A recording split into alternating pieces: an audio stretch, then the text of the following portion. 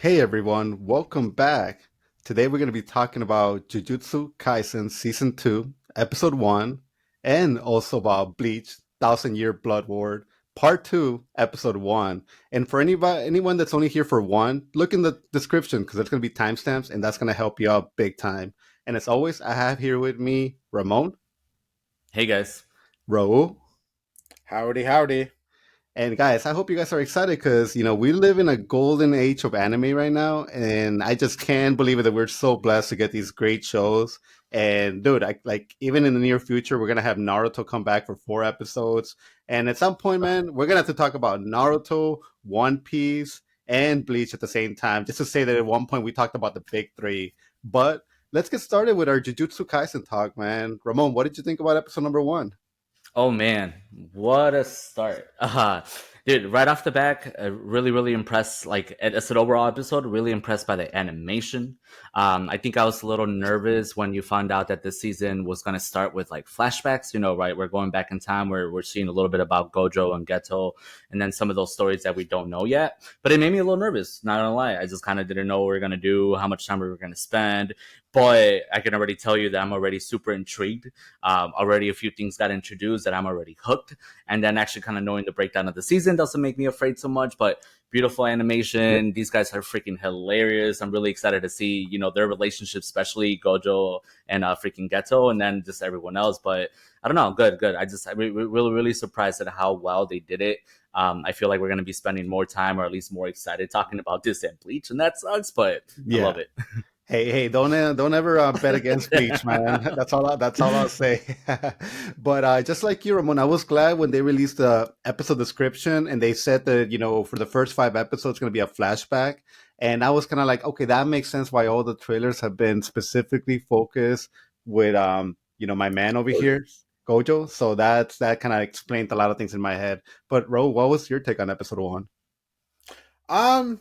It's I don't know why I don't expect people to look different when they're younger in animes, but they would do. Like they like they look the same, but they I don't know. They look different, obviously, as they would like in the past. But yeah, like the fact that he had glasses instead of Gojo had glasses instead of like the blindfolds and random other things that Yeah. like totally make sense. And then just from the conversation before we started recording, and I was trying to look up the characters. Yeah. And I was like, "Oh, that's that person," and I don't know, just kind of putting two and two together and like who's who. So it's just weird and interesting. Ro, I have a question for you and maybe our audience in general, and you guys could tell me if I'm wrong. But now that we got younger Gojo, Ramon, you wouldn't know, so I'm sorry, like I'm excluding you out of this. But Gojo right now in his younger form, dude, he's reminding me the way he looks, the way he acts of Bash the Stampede, man. Like it's almost like I'm looking at him. So sorry, like people might tell me that With I'm wrong white on hair that. instead of blonde, Yeah, yeah, blonde and then with the glasses and just the attitude, how both of them are very silly. yeah, personality, yeah, But at the end of yeah. the day, they can both like be the total badasses that we know that even Bash and Gojo The can the be. the OG Vash, Yeah, the the OG Stampede. one. So if you're talking about, I'm not talking about that new Trigon, Ramon. One day we gotta get you on that Trigon watch. You tried, Yeah. haven't made it there yet, but eventually. Eventually. One day. Hey, you like to cry, so that show will make you cry. Hell I yeah, didn't make me cry. cry. Oh, Ro, you are a You man of also don't like. mass. He also doesn't like dogs, so bro, I'm not surprised, Oh my man. god! Just kidding. Oh And man. I apparently wasn't like a giant fan of Gurren Lagann. I liked it, but Yeah. See, but no, I mean, dude, one of the things right now, and it's funny because we were talking about this episode at work with a couple people.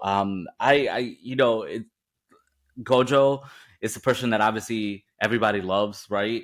But can I tell you that this first episode is just annoying the shit out of me? That I think, and I think that's what it's supposed to do, right? I think it's supposed to like remind you that like maybe he hasn't really gotten perhaps a little bit more humble. Not gonna say that in the first season he's any more humble like he is, but at the same time he's still somewhat a little cocky, and he knows he's badass, right? We've had this discussion, but dude, this first episode, I was not feeling him. Like I like his swag, I like his like coolness, I like the fact that he knows it that he's great. but I can tell why Geto is like getting super annoyed with him right Dude. off the back. But Dude, Geto was the one that I actually ended up liking a lot about him. And I can already tell, like, I don't know if you caught it, but in the beginning, they're already hinting of him having possibly like a tragic backstory. You see little hints of it. So that's probably like what I'm waiting for to kind of get more of him and what his tragic backstory is. The thing that's upsetting me a little bit more right now, Ramon, is as I see his character, that he looks to be so powerful, is the fact that, you guys have seen Jujutsu Kaisen, the movie. It's the fact that he gets beat by that kid. I'm like, man, like why, like now I'm kind of like gonna be disappointed because he just seems like such a badass, and then this kid in Jujutsu Kaisen, the movie, beats him up, and Gojo comes in and kills him, supposedly, quote unquote. But anything that you guys want to, like, where do you guys want to start about this? You want to talk about the I beginning? do have a question because I know I'm going to forget about it. Yeah. Because I completely forgot about it until like something brought it up. And it's not like right in the beginning. It's kind of like in the middle. But so when they're in the school and Gojo and Geto or whatever his name is, when they're talking about whatever, I Mm. forgot what they're talking about. Does Gojo make a Digimon reference? He, absolutely. 100%. You must not be Dude, in our I Discord. don't remember a lot of Digimon. So Ro, are you not in our Discord? Because we had a whole Discord conversation about like. oh yeah, that was a thing. I forgot to look at it. He straight up referenced Digimon. No freaking things about like it was just Dude, straight up Digimon.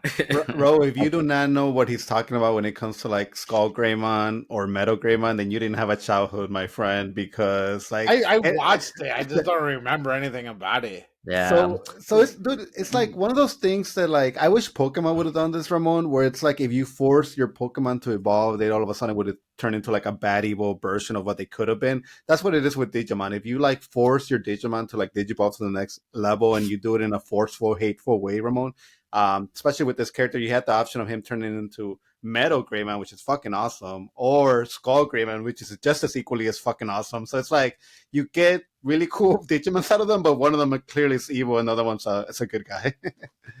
Oh, I remember. I would still be down for some Digimon right now, that age. But no, I mean, I wanted to start with the whole what we were talking about Getsu from the beginning, right? It Yeah. started really beautifully because Mhm. like we already know he turns out kind of bad because we saw the movie, right? Like he ends up like kind of turning against the Sorcerer Society. But essentially you start with that beautiful thing where he's talking about like, what it's like, oh, no one knows kind of like what I have to go through. Like, it's basically exercise, like devour, like exercise, devour. He's The like, the taste. He's like no one understands the taste of consuming curses. It tastes like a rag used to clean shit and vomit. And I'm just like, oh, appetizing. What the hell? And then he'll go ahead and freaking dissolves that one curse, like consumes it, and then he like throws that orb in his mouth. And just after him describing that shit rag with vomit, and man, I've wiped some vomit and stuff, maybe not the shit and vomit combination, but it's just that the thought of him putting that in his mouth just kind of made me like cringe. So I already feel for him just from that description alone. And then it just really makes you wonder, like, what kind of like you said, like he's definitely going through something that we don't know yet. Dude, if he was on OnlyFans, he would be making a killing, eating from a cow with vomit and shit. I can tell you that right now. A lot of people would pay for that good stuff. One man, two girls things. Ro, tell us about the OnlyFans you're paying for. None, because I have my own bills to pay. I don't want to pay for other people's bills. Oh man, but no, like I guess like with the beginning, did you guys? It upset me a little bit that it was like 9 minutes long. The introduction that we get with those young girls going into the mansion with the family, and you guys can talk about it more if you want to. But like, did you like that role? Did you like the 9 minutes, or you thought it was kind of like a waste, a little bit of a waste? I think it's kind of setting the mood and kind of explaining because you have Mei Mei, who's a first grade sorcerer, and then you have that other girl that's scared, that's a second grade sorcerer, and then like all of a sudden you have these students who are second year students coming in to, like to the rescue to rescue them or whatever, and then you kind of have the whole interaction, and that kind of gives you like the idea that these two or at least these two are like that strong that they're going as students that they're going in to rescue a first grade and a second grade because this tells you that they're either special grade or first grade, like actual sorcerers. Even though it doesn't say what grade they are, it just says that they're second year students. But yeah, like and then that third member that looks like just like that other girl, um, like I don't know how strong she is or what her power is or actually I don't know anything about her, but she's just there. He's talking about Shoko, like the third member of the team with Geto and Gojo. Yeah. Raul couldn't tell Yeah. who she was. Dude, But she again, looks just like Kugisaki. she Yeah. does. Except for No, the She mole. does. it's almost like an exact replica of her, and like With the I mole. honestly, when I saw her, I didn't recognize her, and I told you guys like I thought this was like a character that was probably gonna die in this prequel show. So I'm like, I was already expecting that character like, oh shit, like this girl that's like they're both clearly attached to is gonna die somehow, but like no, she's totally alive, and we saw her in the first season.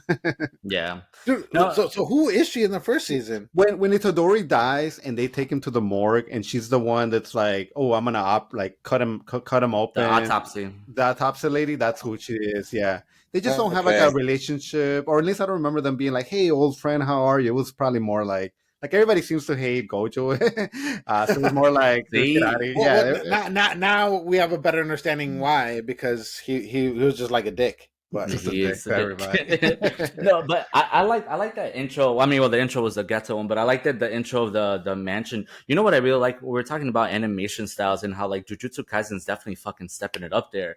But I like how they play. Remember when they played the VHS video of the family of the people that lived in that mansion? Yeah, That's so freaking awesome that they're doing that with animation and they're doing like the whole like VHS. And yeah, the I look thought of that was it. like really really great. Like kind of intro because it felt really retro. It reminded me of like a Japanese scary movie like The Ring or something where they're showing you like found footage before the suicides and even just to kind of set it up like that. It was kind of exciting because you're like, oh cool, like here we go right away, we're gonna go into a cursed situation where like we found out the story of like why this man like kills himself and the whole family, and then essentially he becomes a curse. And then yes, I think another fun thing is like with Mei Mei when they're in the car and they're heading towards the mansion, just the whole fact that she's talking about how she's like extorting the freaking sorcerer society because he's like basically like charging double and all this stuff, and she's like, I'm just that good.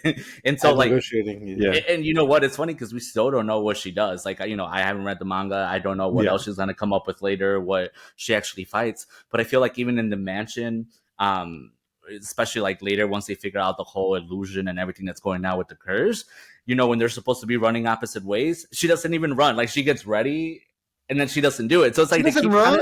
no, she doesn't Oh, run. I didn't catch Really? it. I thought she did because it just showed the other girl running. It's this one. I mean, I'm saying like maybe she did, but they didn't show the animation. I feel like they're just trying to keep her as mysterious as possible for you because she's so elusive. Like in season 1, you just see her with that big old braid, like goes around her front. I know. Obviously very put together, very well dressed, but I don't know. I just can't see like what kind of shit she does. But that's a great scene. Yeah, I mean, with the introduction with them in the mansion, I kind of already had this conversation with Ramon where I was kind of like, it reminded me of going back to like Chainsaw Man. It reminded me with the Infinity Devil, and it's kind of like, it felt a little bit too familiar for me. And it's not for me to be here and point the finger of who did it first, who did it second. Obviously, we kind of talked about in the last episode, Ramon, how it's like we got our hollows, we got our devils, we got our source curses, demons. So it's like it's really hard to like keep them all together. But it's just like even with this as this show kind of kept going on, like later on, I even got some Bleach out of them where they're fighting those the Q people, and like I'm like, oh, those totally remind me of like Quincy. So it's just kind of like, again, it's just like all my worlds are combining. So at one point, I don't even know what I'm not even gonna know what I'm watching because it's just everything gonna blend in together. Well, I thought it was a direct reference to Luigi's Mansion when Yurahime, like when Mei Mei throws the flashlight and then Yurahime's walking around the mansion all scared, like everything is freaking her out. I'm like, this is all Luigi's Mansion. Like, what the hell's going on? It could have been that they did the freaking Digimon reference. At this point, I do believe that it could have been like a reference to that. But this is a good anime to do it, man. This anime is just like so fun. Like you see, like continuing with that like whole thing. When they finally break the curse. They figure out the pattern with the human fights out, like figures out the pattern. They break the illusion, and then when everything collapses, and then when Gojo and Geto and the other girl Choco show up. And just even the animation styles of like how it changes, and freaking Geto and Gojo are coming up, and like I don't know, like everything's it's just so goofy. It's super goofy. I know exactly what you're talking about. It almost goes back to like, I mean, Demon Slayer does it, Trigun does it, Fully Cooley does it, but it's like, yeah, these like animation, different things, like almost like a South Park. Yeah, they're having a serious conversation, and then Geto's coming out of that like freaking ditch or the crater that they created, and he's just like this little bloop. There was a lot of jokes like that. Even when they went back to the principal, they're like, "Oh, you guys forgot who forgot to put the bail up," and they're like, "Gojo's like, let's not focus on this witch hunt of who forgot what." Which is funny because then even there you're kind of seeing already the relationship that he has. So like he's like that freaking wannabe funny guy, that freaking dude who's just trying to be the best, doesn't want to be in trouble for anything. I don't know. That scene in the gym, what do you think about that? Because it was like you see like the rivalry. The rivalry between them, kind of like Sasuke and Naruto, where like they're clearly like cohorts, like they work together, but there's something about them that just kind of irks them, and they just Dude, I love kind of like the I don't know if it's foreshadowing or what it is, but like with the baskets, like you first see Gojo like making a basket, and then and like the whole thing, like when they're doing the rivalry thing, like Gojo is making his baskets, but Goto is not. Like he misses, like he shoots and he misses or whatever. So I don't know if that's supposed to be some sort of foreshadowing to show like the fact that yes, they're both super strong, but Gojo's just like that little bit stronger than he is. Little bit. So Superman. It's Goto's thing. Geto's thing. It's like the weak should kind of like get together and protect each other, and by combining the masses with the weak, like that's how we become strong. We're like Gojo's all like the strongest is strong, and like we're always going to be at the top. Is that like kind of the understanding that we get from him? Yeah, at least right now. I mean, Geto said it. He said survival of the weakest, right? Yeah. Which is not what you hear. It's not what you typically, we think of Darwinism and all that stuff. It's all survival of the fittest. But it seems like, yes, you're right. Like Geto's like philosophy is survival of the weakest. And I think he does. It's all about protecting the weak, because the weak are like the foundation of like society or whatever group he's talking about. But yeah, at this point in this episode or at this time frame, like you already see Gojo doesn't give a fuck about that. Like he cares about himself, how good he is, and then everything else right now seems kind of irrelevant to him. So I don't know. It seems like it's going somewhere, because like he's not quite like that in the first season. A little still annoying, but at the same time, like I just feel like it's for a reason, right? Like and you again know that Geto ultimately kind of falls out of love with all of them in a sense, and starts going against them. So this is setting it up, man. I'd be annoyed if I was Geto. I'd just be like, shut up, dude, shut up. Like, dude, I saw some fan art, and obviously like it's not real, but like they were almost making it seem like they could have been in a relationship together, and I'm like, I don't know if that's something that I'm like, oh, maybe it will be or maybe it won't be, but it was just like kind of interesting, like the idea of, because like I could see it, like I could either see them as like just really close friends that like totally hate each other because they get on each other's nerves, or I could also see it where it's like, oh, maybe there is a little bit more of a deeper level to that, but it doesn't, again, I'm not here for either one of them, but it's just I did find that fan art that I saw kind of interesting. And again, there's people that read the manga, so they could already know, so it could have been a spoiler. Yeah, but to me it still seems very like Naruto and Sasuke. Like Naruto and Sasuke even kissed. If you guys didn't remember that. No, I do remember that. I do remember that. So it's one of those things where I'm like, it is kind of like it's a brotherly love, but there's so much that they have in difference in philosophies that it's just like they just can't coexist, because it's always a competition of who has the right like way of life and stuff like that. So, but that's funny. Dude, I don't want to do this, but do any of you want to take a stab at explaining what's meant to happen in the next like 4 or 5 episodes, the whole purpose of why they're getting this one girl, and the reason behind it? Yeah. So you have Digimon, and then when you force, no, I'm kidding. So I don't know if you remember in the first season, but you have a sorcerer, and he kind of like is the protector, and is like he. I don't know how to explain it more than like imagine that he's like a dragon turtle, and then like the whole like academy is on his back.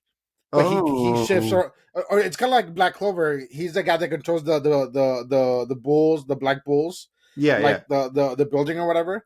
So the sorcerer, like he can move around the buildings. He has the shield around the school, and he is pretty much, he becomes the school, but he and I guess he has some cursed ability or whatever that he lives forever. But every I guess 500 years, he Yeah. needs to kind of, I don't know, replace or Rejuvenate. like, Yeah, like or reveal. like, Yeah, what does? yeah, Yeah, yeah, like like infuse or something, like kind of get like an hijo's body, or I don't know. But he needs somebody else to, so that he doesn't evolve to his next level, which if he does, he kind of loses his will and he goes crazy, and nobody knows what he would do, but he could be a threat to the school and to sorcerers and to society. So as a precaution, he does this every 500 years, and he finds okay. somebody that's he's Yeah, compatible with. it's basically he's immortal, but his body's not. So it He gets because his older, yeah. yeah, because his body gets older at a certain age, or the 500 years, he technically like kind of evolves into something different, or kind of like goes like that beast form. Hmm. Which we later find out that that's what these other two groups want to extort, right? Yeah. But no, yeah, I think yeah, they Yeah, talk about it in the other season too. So I was because already familiar with him of just like a grand illusion. I don't know if it was like a infinite domain yeah, type of thing, but definitely like they said this is who protects us, like, and keeps us as secretive as we are. I kind of looked up a picture of him, which leads me to believe that we're either never meant to like get a good look of him because what I saw didn't even look human. So I'm like, okay, is this like Makes somebody that sense. we're never gonna see, and that's why this picture that I'm looking at so crappy and like not detailed at all. So like, I'm curious if we're ever gonna meet him because he even mentioned like Geto's like, hey, you might meet this person, so you need to be a little bit more humble with yourself. Hmm. But again, I can't wait to like find out more about him, especially if that's where this is heading, where we could possibly at the end of the episode, these 5 episodes, see how he looks or how this process takes place. Because I'm assuming they're gonna have problems with giving up the girl to him.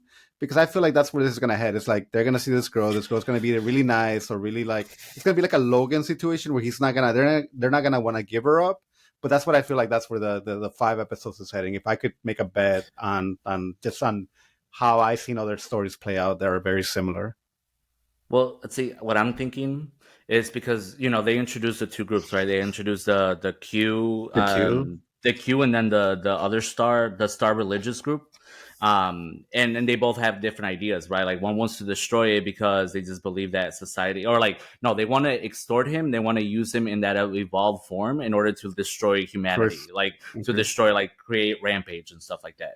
And then the Star Society, they worship him as like a god, and they basically want the purest form of him. So both groups don't think that that girl needs to exist because they both want like the ultimate form of his. But what I'm thinking is that yeah, Gojo and Geto are gonna go help this girl, and kind of like you said, Carlos, like they're not necessarily gonna fall in love, but they're gonna build a relationship with her. Yeah, like a But I think it's, relationship. Yeah. but I think they're both gonna have different thoughts of what to do with her. Like knowing their Oh. differences, I think like probably one, and unless I start thinking about it now, like one of them is probably gonna be like, okay, yes, we have to deliver her, and maybe the other one's like, oh, we got to do something with her. Like I don't know, it just makes it more interesting, and then you start putting those two together because I feel like that's another story we're gonna get in this like 6 episodes. Yeah. And the girl, she's like on board with this, right? Because from what I saw when they were gonna pick her up in her hotel or apartment, like, and he knocks on the door, she even answers like, "Oh, come in," or "I'm on my way." So it's Yeah. like she's expecting this, right? Like I wouldn't think this is something that's like they're just randomly grabbing a girl and she's like, "What are you doing to me?" I feel like she's already in a way preparing herself, and this is what my life has led up to. At least Well, that's my take on it. well, they have a name for her. Like besides her real name, they have like the Star Plasma Vessel. So it's like they wouldn't have all that, and you don't even know who you are. I mean, I guess you can if you're like a Messiah type person, but yeah, you're right. I'm gonna railroad this discussion really quick, but Ro, I just read your shirt. What the hell does reading railroads mean or railroad? Oh. Oh, it's a Monopoly reference. Okay, sorry. Like, it's okay. Sorry. I said I was gonna railroad it by kind of calling it out, but Ah, I see what you did there. that makes sense. No, and I agree with you. Ramon, everything you said about that girl. That's gonna be interesting because, like, dude, it's so cool because it's like, the introduction song to the season. It's almost like we're almost already there because we see the moments where like explosions happening, like Ghetto jumps out the window to go rescue her, teleports. All of a sudden, he's writing like one of his one of his what do they call them in this world? His Curses. his curses. So it's interesting that we're already there. So I don't know where the hell the next couple episodes are gonna take us. Which, oh wait, real quick, because we were just talking about that. How cool was that little transition of Gojo and Geto walking like to the apartment building? Because you had like freaking Geto walking like hunched over, like very focused, and then you had Gojo drinking his pop, like swaying his arm back and forth. Like that was just like the coolest thing ever, man. Like I don't know, I know it's because they're young too, but I'm sorry, like I love the freaking dynamic between the two right now because it is so freaking like there's some cool dudes, man. Some cool dudes about to do some cool shit.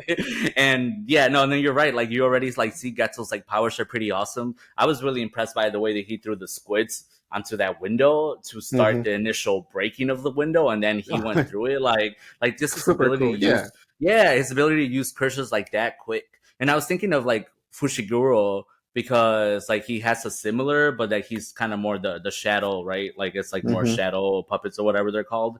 But the fact that freaking Getzel's actually using curses, like I love it because he's storing those curses inside of him and then he uses them. Like it's insane. Dude, I failed you guys because I actually wanted to find out. Like, okay, so when that scene's happening, I don't know if you guys pay attention much to the music, but there's a whole piano playing. It's like the piano's playing, and that's what makes the scene elevated to me. And I know I've seen something similar like that, and I meant to look it up so I could be like, hey guys, this is kind of like a similar thing where like this person's doing something and they're kind of elevating the scene by doing the whole playing the piano. And I thought it was great, man. I wish we would get more of that. And if it's this show that's been doing it, and that's why I'm kind of like trying to reference back maybe to this show doing it in the first season. But I like the whole how the music, it's not your generic, it's more like, either a classical instrument or in this case a piano that elevates that scene to me. Yeah, no, I mean it's great. I got to go back and watch it now too. I mean, like out of the 3 times that I've seen it so far, I think I was just so freaking mesmerized by the animation and the stuff going on there.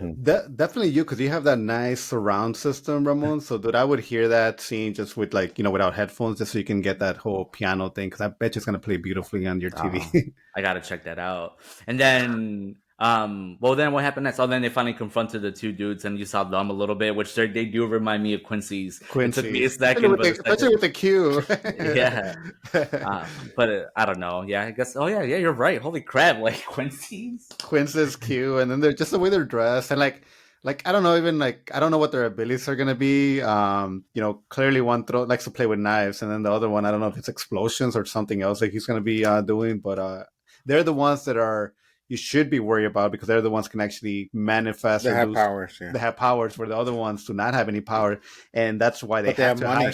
They have money, and who do they hire, Ramon? Like somebody that I caught on my second watch, and I was like, I was like a little schoolgirl, like, oh my god. they hire. Who is that? Fushiguro's dad. You didn't tell him?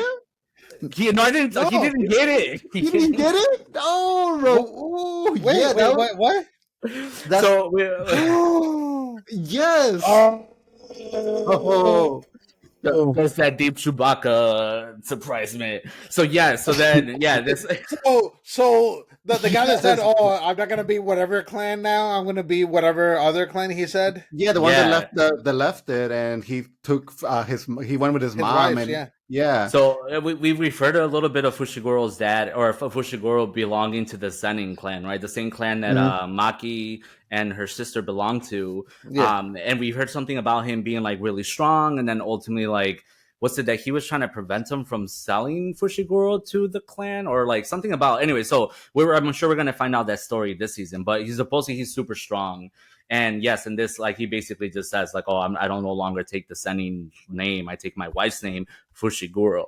Yeah, and that's why I was like, oh, dang, yeah, his dad. Holy crap! No, and I didn't catch it on my first watch, and then the second one when he said that, and I'm like, holy shit, this is Fushiguro's dad, and this dude. Dude, he looks like he can kick some ass. Like I don't know if Gojo's gonna kill him or that's why we don't see him, and that's why Gojo goes looking for he. Oh my god! Like I'm sorry, I'm like stuttering over here. I don't know. I don't know if Gojo's gonna kill him, and then that's how we're gonna find out that he goes looking for Fushiguro because he's like feeling sorry for the fact that he just killed his dad. But dude, his dad looks super cool. Like I'm super excited because now that I've seen him more in like the intro of the show and like some images of him, like the way he's just always like standing, like ready to fuck somebody up. Like it makes me really, really excited for him.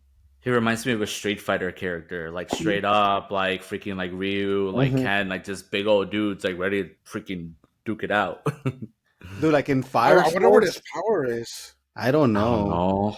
In Fire Force, there's a character that looks just like him, Ramon, and you would love the captain guy. The one that like fights with like a mop almost, like he has like a mop around him. Like don't worry about it, Ro. I'll show you. Dude? In Fire Force, they go to this village and there's this one guy that kind of looks like Sasuke combined with this guy, and he's like the most powerful. Oh yeah, the super strong dude. The one that's like the super strongest one of them all. Like that's what he reminds me of. But dude, because he's the like the captain of whatever one that is. Yeah, and like dude, like I don't know, man. It's just like I don't know. This guy, I feel like, is gonna come in and like, you know, I kind of mentioned when we did our Jujutsu Kaisen season 1 that like I don't believe that anybody could kick like Gojo's ass, but like I feel like this guy's gonna make him sweat, or if not, make him bleed a little. Well, again, when I was talking about it at work, the person I was talking to about kept on giggling when I was talking crap about Gojo. She's like, "You wait." So I don't know, Carlos. I think that kind of relates to that. Like, we know clearly nothing happens to Gojo, so but I'm excited to see what's about to happen. It finally feels good to like not have read a manga, like really not know what's gonna happen. Like this is probably why the feeling Raul loves to have. Oh yeah, like that's the reason why I don't read any of them. Yeah. That's why you don't read at all. Yeah, that's why I don't believe in reading. I just like life to surprise me and what are things and stuff and what. But I don't know, man. I'm excited for it. I think that's just like it's a good setup. Like we already heard the story. I'm intrigued. You know, revolves like around a girl, revolves around a giant superior being. It has 2 badass like cool dudes, and then a bunch of people that we know that just kind of in the background. So I'm kind of curious to see what happens in that flashback, and then how it eventually jumps to like the present time. But right now I'm not thinking freaking anybody else. I'm not thinking Itadori. I'm not thinking like freaking Kugisaki. Nobody. Just Gojo, Geto, and that girl, and all those people, and then freaking Fujiro's dad or Fushiguro. No, that I'm super excited because again, this is just this anime. It feels like I've been watching so many MAPPA like shows made by Studio MAPPA, and it's just like I'm watching this, I'm watching Hell's Paradise, I'm watching Vinland Saga. It's like oh my god, like dude, this studios is doing all these great animes, but I can tell you right now, Jujutsu Kaisen looks the most gorgeous out of all of them. So I feel like whatever they're doing with animation, like keep it going, man. Like they're just killing it. I am so happy. Like it used to be where like Trigger used to be my favorite studio, but now definitely MAPPA is moving into be like my favorite animation studio. Not Pierrot or Viz. Yeah, they're also a contender, I would say. One day we're going to have a match about these once we're more familiar with studios and what they do. Yeah. Well, I mean, animation styles right now, I'm still arguing Jujutsu Kaisen. I think for me is beating Demon Slayer, and that's personal preference right now. Or even Attack on Titan. I mean, you're freaking, that's another MAPPA property that they're animating it. So it's freaking crazy. Yeah. I know, just keep bringing it. MAPPA's killing it. Give us all the eye candy. All right, guys. Well, like, you know, I feel like we did our due diligence with Jujutsu Kaisen, you know, season 2, episode 1. So I feel like if anybody's just here for that, like that was it. You know, hopefully be here weekly to hear our thoughts. Subscribe because we're going to be doing this shit weekly. So just hit that subscribe wherever you're listening to us. And 5 stars if you're listening to us like on Apple Podcasts, Spotify, wherever you're listening to us, just subscribe and, you know, give us a good review. Guys, are you guys ready for Bleach, man? Because you know I'm all about the Bleach. Yes. I got my bottle. Let's talk about Bleach bottle.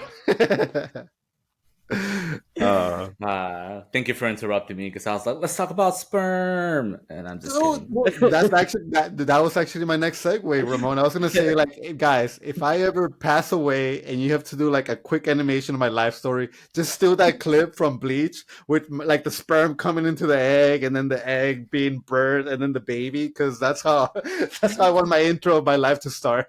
What? Yeah, you not watch Bleach? It literally You starts with watch a the first it starts with a cum shot, Raul. That's how Bleach, the new episode, starts off. It starts with I'm so sperm. lost. Dude, the very Did we watch first the same episode. thing? Yes, I mean, me and Carlos did because we clearly are completely just spewing out the same word over and over. The episode starts with a bunch of little dudes like flying to the circle of an egg, and then all of a sudden there's an embryo, and then there's a baby, and here I am see, Raul doesn't. He just wants to be surprised by life, man. This is how babies are made. This is how babies are made, Raul. Yeah, my son, dude. But yes, and then you have the little baby, and then the baby gets raised by a bunch of freaking cool hands. You don't remember any of this. He probably thought it was the intro. Raul was in the intro.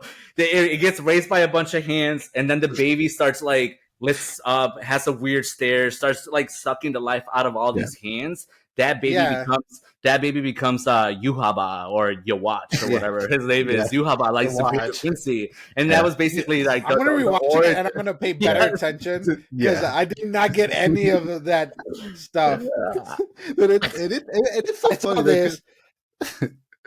No, I was yeah. Go ahead. I just you know what, you probably assumed that it was just the intro, but it was the intro to the show, but it wasn't like the intro or anything. No. It was like the actual beginning of the show, but it was just all like Carlos said, giving. I guess I just didn't pay enough attention when I saw it. I only saw it once, so because it was actually like very short row because of the scene that it was just the fact of again like sperm, egg, little baby being in the mother, and then he's being raised. And honestly, Ramon, like correct me, like after watching this whole episode, it's like they're genuinely making this dude be like he is Jesus, and like if you follow him, you're a Christian, and you're trying to eliminate these devils to like bring some kind of like again, I'm bad with my Bible stuff, so like don't even go there. It's okay. It's okay. Yeah. But it's like I feel like that's what they're making this dude out to be, especially with the crosses now. Like I see it. It's like if you're not seeing it, you're completely blind because it's like they're generally making this dudes like these guys be like priests, and this is the Jesus, and he's gonna take you to the Holy Land. I don't know. I know it's absolutely that intro. It was exactly that for me. Like right away, it put me into like he's Jesus Christ for these people because he doesn't technically have a mother. It looks like he was born from the Regi, the energy force, right? The blue energy force that they use. It looks like that's what gave life to him. So yeah, Raul, like when you go watch the intro, it's just like blue light. The hands and everything are still just like that blue energy, and then even when it shows like a mother embracing him, it's like a ghostly mother. It's not even like a real mother. So yeah, they make him seem like he was born out of this life force, no real parents, divinely made, and then automatically he's like the boss. So absolutely. But no, it does put things a little bit into perspective, which again, who then are the Soul Reapers? Not just kidding. but at least it's making you think. Okay, like so, this arc is definitely about to be like this whole war, the 1,000-year blood war. This that we're exploring right now is meant to be the shit, like the craziest war for like survival because it is a superior being that maybe I don't know the Soul King or the other guy, the Soul Emperor. I forget the what it's called again because I'm still the newbie to Bleach. But yeah, it just seems like it's going to be one of those beings that it's going to require a lot of effort to really beat him. Yeah. So with all that happened, because like that's for the Quincy guy. So like, how? I guess it just makes me wonder about the Soul King guy, and like who he is, how he's chosen, and why he is what he is. Yeah, because like, if you have this whole like religious part of the head Quincy, then there's got to be a religious part to the king. So Bleach is a manga that I've read, and when you see the Soul King, I don't want you to be like shocked by how he looks or his representation. But if we're saying that this is Jesus, the Soul King, it's almost meant to be like God in a divine way where you can't really put a form to him. Like it's almost like you're gonna see something that it's just gonna be like, okay, I guess this is the guy that's running the whole show. But it's just it's gonna be very interesting. I don't know if like they've made hints of him in the intro or maybe in the music when you're like out of it, but I've seen people already like posting pictures of what the Soul King looks like, so I'm surprised you guys haven't really gotten spoiled with what he looks like. But if you haven't, stay away from him. But yeah, there's a lot of that craziness to this show, man. I mean, obviously, this episode was definitely very set up, right? Not as exciting as Jujutsu Kaisen that we just talked about in a sense, as far as like Yeah. a first episode. But again, to me, I'm still a newbie to Bleach. Only have watched the first season or the first part of the 1,000 Year Blood War. But to me, yeah, like it's still a good way to start because it gives, like, again, I told you, it gives you that importance to your watch or Yahuba. And then right away it goes to Ichigo. It's so hard, man. I even wrote it down this time. It's like, yeah, Yuhaba. And it's funny because they said it multiple times and I was learning it, but man, I still mispronounce it every time because that's not what I see. It's your watch. But no, but yeah, it's funny because they're talking about the superior being, and then right away it goes to Ichigo, and then he's basically being told by that Zero Squad member or that captain that basically like he's not strong enough. That because he's trying to go back down to the Soul Society to get ready for like the next invasion, and he's like, are you that willing? Are you that what's it called, in a rush to die? And he's just like all shocked by that. But clearly the whole reason why he's up there with with the Zero Squad is that he needs more and more training. And to me that's kind of cool, right? Because I'm like, okay, so we're building up the champion. This is the people's champion, the Soul Reapers champion, because obviously if the Soul Reapers win, then humanity wins in a sense because of the balance. So I don't know. I do like that again, we didn't get a whole lot, but you're getting like the importance. It's kind of like the intros to a fight, right? Like watching like a clip of the boxer getting ready for their fights or training. I felt like it was The a little bit of montage. that. The montage, but without too much montage and just a whole lot of like, Yeah. hey, you will die, don't go. And then the other guy's like, yeah. No, I agree with everything you said. Like, there's a scene in this episode that I totally think wasn't needed at all. I did like in the beginning how we got kind of introductions to some of the Quincy's, or kind of like where they live, and like some of them to like kind of like get an idea of what their faces look like, or even their names if you want to like look into them. But yeah, like some people were not very happy that we find out that in this episode, I guess Ichida, that's going to be the successor to this, to this, the Quincy. So Quincy, Why though? I was That's gonna the ask thing. you guys that question. I'm like, do you guys know? Because like you clearly have seen like all of Bleach, or were you guys as upset as the other Quincy's? I was upset because I always like, if you want to hear my honest take about Ichida, is just that he sucks, doesn't really ever do anything really cool. He's probably like I seen him do one cool thing in the whole Bleach show. Other than that, like I never consider him an equal to Ichigo at all. So the idea of him and Ichigo having like a fight and actually him being able to hold his own against Ichigo is a little bit ridiculous to me. But for anybody that doesn't know, when the manga ended, the creator really didn't get to finish his story plot because they literally told him like, you have 5 chapters to finish it and you got to wrap it up. So I never really saw the potential of where that was heading, where Ichida like all of a sudden becoming the second in command. So like I'm actually very hopeful that in this new season we're gonna get a little bit more of like the explanation behind that, or actually understand by him drinking the blood what powers is he gonna get. What is the power of A? Like that's what I want to know at this point. Yeah, Dude, I mean, the only explanation that I have is like the bloodline, because of who his mom was or whatever. His dad, no, his dad has Or the dad is yeah, blood. his dad. Sorry, his dad. Sorry, Ichigo's the mom. But yeah, like that's the only thing that kind of makes some sort of sense to me, because he's like but but it was also said during the thing that he was the last Quincy left. So I I guess don't know what they meant. So I guess I didn't realize this, but when he took the power of Ichigo's mom and he made like, I guess he like his mom died of like sickness because I think he took her strength, or I don't know if he just like she dropped it on the spot. But I guess at that moment he also took his dad's power. So it's like, even though you've seen his dad throughout the whole Bleach, all these episodes, like I guess his dad doesn't even have any Quincy powers at all because he took him away. So I think that's the understanding, that he was the only one that got left with his Quincy powers when he had the chance to like, he could have legitimately said like, you're not worth it. So you're not worth like my worship, like for me to like give you this blessing. So like he decided to like let him have the Quincy's power, continue to have this power. I mean, oh, go ahead. no, all I was trying to say is like Yuhaba did say that they basically went into hiding, like those Quincy's went into hiding, and that's why they survived for that long. And so like, again, without watching the rest of Bleach, like my question for you guys was that it's like, so do you think that maybe Ishida is that important to him because his lineage, maybe that family actually did survive outside of that group, like they somehow like they stayed on Earth and they did survive for as long as they did, but then now he's clearly still remain there, but maybe it's just like through the Yeah. years, like he's stronger. But he's showing a lot of promise for him. Like he's just like, just you wait. As soon as he steps into the battlefield, you'll see his strength. And I'm just like, okay.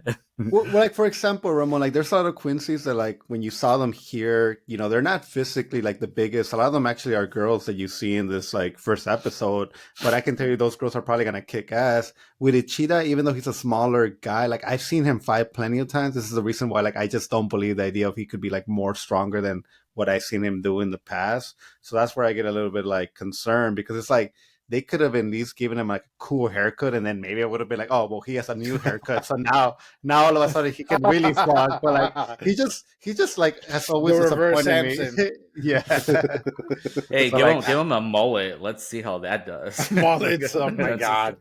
Well, yeah, though. So like I don't know, like if there's any cheetah like lovers out there, like I would be like happy to hear from you. But it's just like, yeah, I've never really liked him. Again, I'm not here when it comes to like Ichigo's friends. They're like my least favorite part of like Bleach. It's always here like for the captains or who they're fighting for. His friends are the ones that like I don't really like. I love them because they're his friends and like they're with him on this journey and they support him and they want to support him, but they're not strong enough. Sadly, it's like the reality of it's like none of them are strong enough to like help him out when he really needs the help.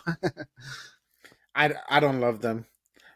The only one I like is Chad because he's Mexican or Latino some way or Spanish or I don't even know, and Orihime because she kept healing people.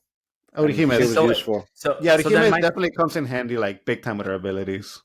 Okay, so at least for my like rewatch of like recaps and stuff like that, it seemed like her and Chad are both like the most significant of his friends. So then the other three random dudes that the freaking one captain came down to, who are those guys and why are they important enough? So when I say there was something that pissed me off in this episode is that like I don't think, first of all, this is the new head captain going to tell them this. It's like, dude, you realize that these Quincy's have attacked you now twice out of nowhere. They just can come in at any moment and they can start messing things up. And you decide as the new head captain to go personally talk to his friends, tell them like this ridiculous nonsense that's probably not going to be true. And you're wasting all this time and nobody can even remember who they are, even though I kind of remember them. But like, I'm not even gonna tell you right now that they mean anything to me, Ramon. It's fucking ridiculous. Like, yeah, like that's why they get day passes. Yeah. Oh my god, that's why this episode 1 kind of like bothered me because of that scene specifically. Yeah. Well, and it's like, and then he gives them day passes, and I'm like, wait, what? Like, dude, like, what the fuck? Like, let Ichigo come back down to earth when he's done. Like, what the hell? Like, so these people are relevant to Ichigo, but not relevant at all to the story. That's the whole relevance to the story is the fact of like in the OG Bleach was that his home life was being affected by Hollows and the fact that he was a substitute Soul Reaper.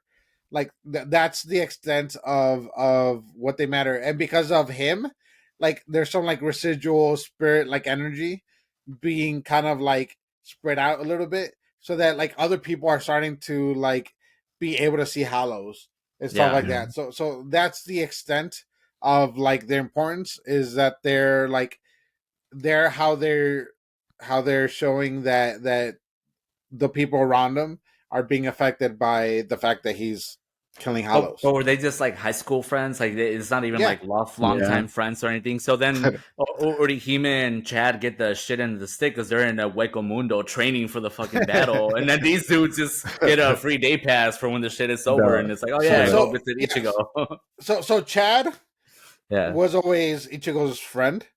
See, like since they were small, and then because Ichigo kind of defended Chad and Chad could just take hits, and then Orihime kind of just started being able to see Hollows and shit like that, and then like the other friends, there's a girl that started to be able to see Hollows that always trained with him, or no, she was Orihime's friend. And it just like they don't fucking matter. They really don't. Like at this point, they don't matter at all. No, I'm just impressed with the fact that you even know that about Chad and like this, because like again, Ramon, it's just like I they're saw it the more la- recently. they're the last thing that I ever could have like remember or care about. Like no, like even I sort of you even Ichigo would be like who. Yo, but even to me, they felt out of place because again, it was like the Yuhaba like No, story. It was the Ichigo like you're gonna die if you don't keep training story, and then it the, was like Waco Mundo and them prepping, and then it was dumb, and I'm like, no, what? Like, who are these no. people? Like, And again, just the idea that the head captain, like, dude, you just got the job and you're already making me question your leadership. It's like Yamamoto would have never done that at all. and Like, he also says something when he's having a conversation with the one girl too, and he says yeah, something that's like, "Oh, I hope that they don't want Ichigo for their own like use." And yeah, she's like, "What?" And he's like, "Oh, forget I said that." Like, so he's already being doubtful about like the overall like point, like I guess the Zero Squad's like purpose of training him and getting him stronger, which I get, but it's just he seems like a little distracted and unfocused. And well, again, they should be doing preparations and well, stuff. And it's just like, well, I guess we should have told you, like, if you want to know a little bit about his character, he's always been yeah. lazy. He's a lazy, likes to like Oh, just He's kind of like like the that makes sense. Shikamaru of this. like Like, he's just what a drag. Like, but I yeah. guess I'll do it Yeah. because I'm that good. Okay, okay, Like okay. he's like technically a badass, but he's just lazy. Doesn't ever really want to like fight. He's like, can we talk it out? Like, don't make me do this. Okay, I guess we're fighting. Oh shit, I guess I'm gonna have to kill you. Like, yeah, he's just very like fighting is the last thing he wants to do. Yeah, well, Yeah, this is like Shikamaru. That makes sense because he's always Yeah, like, what a drag. But he's great, but yeah, but he strong. doesn't He's say very what a smart. drag.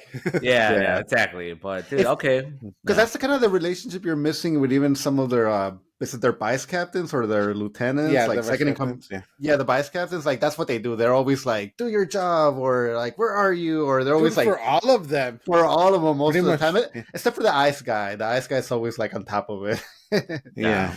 Yeah, And but then what was also the important of freaking Rukia's brother? Like, is Rukia's brother someone legit too? Because they focused on him a little bit yeah. too when Well, yeah, he like I they, told you, he survived, and I I, then they were like, I "Oh my told god, you with Bakuga, like he's actually what I would tell you, like he's the Sasuke to Ichigo's because oh they yeah, always have he's like yeah, fights and they always like they always end up in a tie. And he's always like superior and always thinks like crap of Ichigo. That's why the whole idea of him asking Ichigo for help and to save Soul Society back in the first part one was like a big deal because it's like, oh shit, like mm, this guy's legitimately asking Ichigo, somebody that he like hated for the longest, or just the idea of Ichigo being a substitute Soul Reaper, and he was never like fond of that idea. So that's why it's important. But yeah, Bakuga, if you go back to watching Beach from the beginning, he's always like a superior character, like always can outsmart his opponent. He's never fearful. He always knows no matter what he's gonna like win. So that's what makes him like a really somebody that you want to follow and like you're here for. And his attack is really cool. Like his whole like pedals are always like awesome to like look at. that's Yeah, awesome." and the other thing with him too is that he also comes from like one of the big families, kind of like the Sanin or the Uchiyas.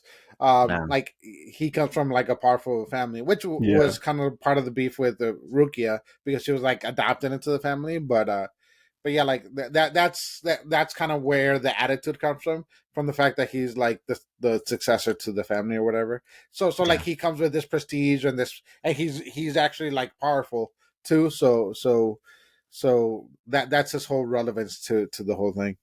Okay. Yeah, no, yeah. I mean, when he meets Ichigo, like for the first time, like he stabs Ichigo, like and leaves him like to die. Like that's how like he comes in, and that's how you meet him.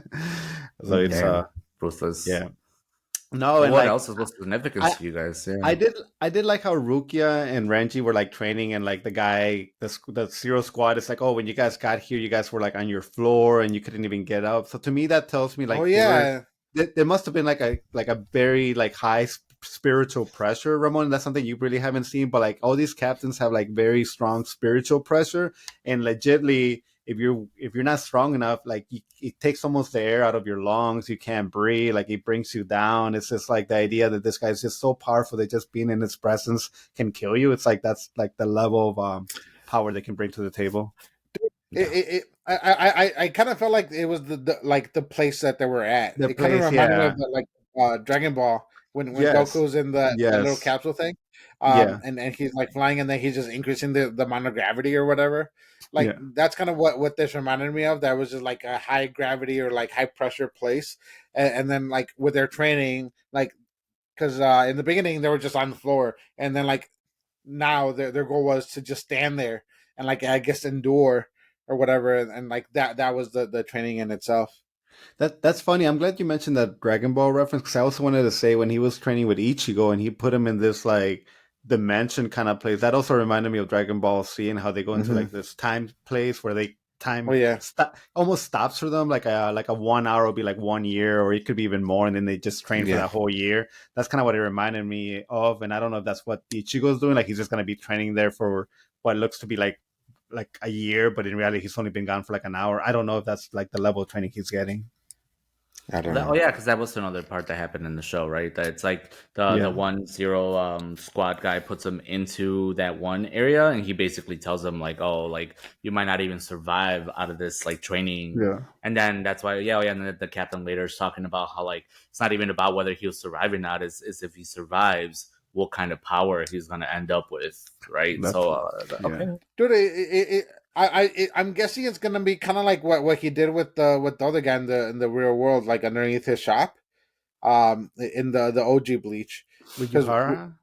yeah. When he was trying to like figure out how to use his or trying to get the It, name of his Sanbakuto well, like and even when training there. even when he beats Aizen Ramon, like it's I'm telling you, I already told you like how it's not the most exciting. Like Ichigo gets this like form that's like once he uses that form, it's like that's how he loses his like powers. But we'll yeah, see. Hopefully they do something really cool with it. I honestly don't even remember, and again it goes back to that whole like they ended it so like fast that like I never really got an understanding of what like I couldn't even remember the fact that he had two swords now. Like so, like I yeah. can't wait to see like Ichigo fight. Um, the one question I have for you guys is like, did that one girl split the guy in half with her boobs? Is that what like how did she like do that split? It, it might have been a mental like power, but yeah, it was essentially. I mean, she sipped off, She zipped up her stuff. I'm like, what did but she but, Dude, I do? but maybe it was a zipper or the act of her like unzipping it. Like who knows? But yes, she or legitimately maybe Mm. maybe her boobs were that wonderful that he just split. I It's kind of like mean, when you look at Medusa, you get Yeah. petrified, but instead of that, like you split it in Uh, half. yeah, I hate these places where like you join like let's say you join the army and it's like all of a sudden like these lieutenants can just kill you. It's like dude like well why would I join the army if all of a sudden you get mad and you're gonna take me into a room and just kill me like fucking well, like I I don't don't. know yeah I mean, obviously, in the way that she said it, I thought that she was also gonna go like have sex with him or something like that. And clearly, maybe he thought that too. Maybe he doesn't know of that reputation. yeah But apparently, it's a thing that happens to dudes. She likes to kill hot guys when she gets angry. So I was like, whoa. yeah right now it's a little bit hard for me to like keep track of all these like girl So many cliches people. so many of Yeah. Yeah, them like not even the girls even like some of the guys well like there's the ones that, like where's the wrestlers like I think with the guys they do a little bit more to like make them stand out some of them are wearing like a Yeah.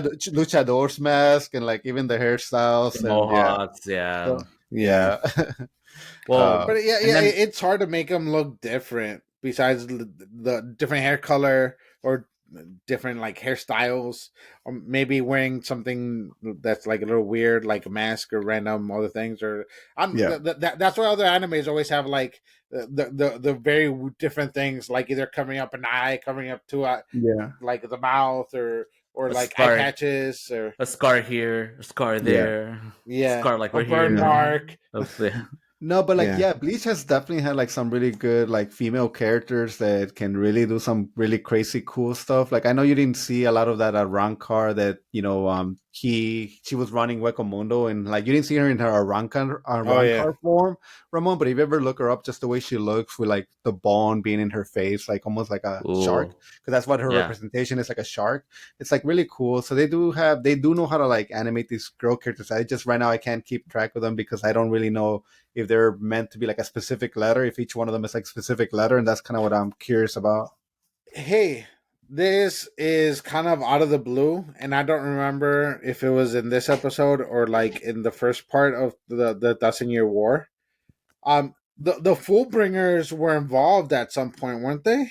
Oh yeah, they were. So oh my god, like And even in this episode, we got some of the what did it call, Ramon? You got it perfectly on the last episode that we did. The spy car, Viceroys. Viceroys. So Yeah. dude, that was kind of like that made me laugh too. Where like the guy's calling the little girl. Vizords. Wizards, yeah. Like that made me laugh a little where he's like calling her and it's like, hey, I'm asking you, I'm bowing my head, and she's just like, because that's his lieutenant, Ramon, like technically, like his vice captain. So it's just like the idea of her being like, I can already know you're not even bowing your head, you freaking liar. So like I kind of want to see more of them because they're really cool. So like but the ones you're talking about, Ro, yeah, they also did come up in the first season. I'm not even gonna bother explaining to Ramon what that is till we actually see them in the show. Bad. It was such a bad story. It's such a bad arc. The guys that he calls. Some other ones in the last season when Ichigo gets taken by Squad Zero, they make they show their backsides, and I don't know what they plan on doing with them. I think there was a red hair girl in that arc road that's supposed to be really powerful or really important in the show. I just can't remember the reason why she's important. But Ramon, I won't bother talking about them until we actually maybe see them in the actual, like in one of these episodes. I don't remember them doing anything past that arc that they got. It's not one of the favorite ones. It's such a bad arc. It's a really bad arc. Yeah. No need to talk about it then. Sucked ass. But yeah, go ahead. Well, the last biggest thing that happened, the freaking they showed up. Yeah, Yuhaba and the Quincy's fucking show up. Can you say the thing, like the prayer or whatever you want to call it? Do you have it? No. I mean, well, I just have the time frames because I was just really, but no, well, I don't know the song, but it's just basically it was about that the Quincy King regains his pulse in 900 after 900 years. He regains his mind after 90 years. He regains his strength after 9 years. And then what he tells freaking Ichigo, whatever, is that he's like, he actually regains the world in 9 days. And that's where it ends, where you're just like, he has fucking 9 days. He's going to take it. Like, that war is going to be 9 days long. So. Dude, that seems like a long time for a war, if I'm being honest. I mean... It depends on the type of war. Yeah, I was going to say. I'm like, yeah, I mean, sometimes. But no, I mean, but if anything is scarier, because for a war to be over in 9 days has to mean that it's a crazy-ass war. Yeah. Like, it means consistent, like, full-out fighting for 9 days. Non-stop, like no resting or very minimal resting or like certain types of waves and Dude, and it also tells you that that's how much time Ichigo has to be strong or become strong enough to beat the Quincy leader. You watch. You watch. Dude, when they made like the Ramon, I don't know if you saw the last like 10 seconds or they're hinting for the next episode. Dude, that was like really good. I forgot to like write it down what the next episode's gonna be or the way it's introduced, like because I know what's coming, dude, and I already know who's gonna be the first fighters that are gonna take the stage. So like I'm excited for that. Like it brought chills. Should I be excited? Yeah, we should all be excited. All right. I'm going to be excited regardless because I'm like half still really kind of ignorant, like, you know, just without having seen that first part of freaking Bleach. But everything still excites me because so far everything's good. It's a good story, and I have you guys to fill in the freaking holes where I really don't get certain things. So yeah, dude, what a gold! I'll say it again. What a golden age! We're so lucky, and you know, we're gonna be doing Hell's Paradise, which again, like I really like that show, so I can't even wait to talk about that one this week with you guys. But yeah, this has been a great start, guys. I can't wait to be doing this, you know, especially Jujutsu Kaisen. It's going on for the next like 24 weeks. So we got plenty of material. Yeah. Oh yeah, bro. I hope you're in this for the long run, dude. You're stuck here. No, that's it. I quit. I'm kidding. Oh man. Well, I mean that's been it for me, man. If you guys have anything else, if not, we'll call it a night. Super excited. All right, man. I'll talk to you guys soon. Adios. Peace.